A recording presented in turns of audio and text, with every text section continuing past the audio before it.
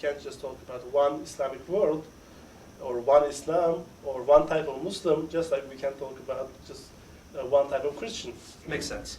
I guess then my concern, and I think the concern of a lot of Americans, is which of those factions is going to win out, because the one that gets all the press and causes all the trouble for you, me, and everyone else is the extremists, the Islamists. Mm-hmm. And I guess my question is, are you guys trying to craft a message to compete with that extremist message and say that Islam really is the religion of peace and these guys are not part of that? Is that any part of the goal or agenda?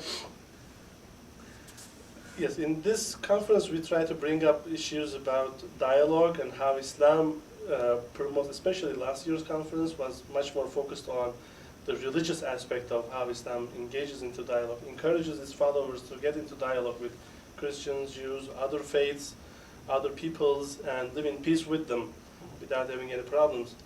And actually that was one of the outcomes of the conference last year, that Islam in its original sources, in the Quran, in the life of the Prophet Muhammad, this was practiced.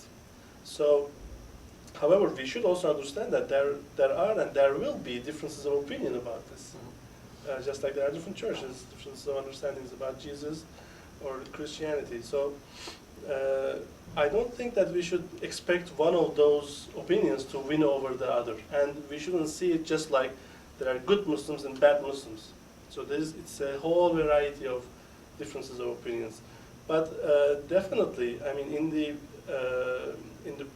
the benefit of everybody, we should promote a more peaceful understanding approach. That sounds like the best idea, absolutely. Right?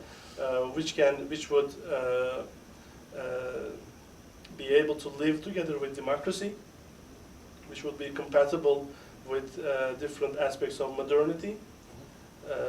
So I think those groups or that kind of idea should be, or since we are living in that kind of a society and we believe the virtues of that understanding, democracy and other freedoms, we should promote that understanding.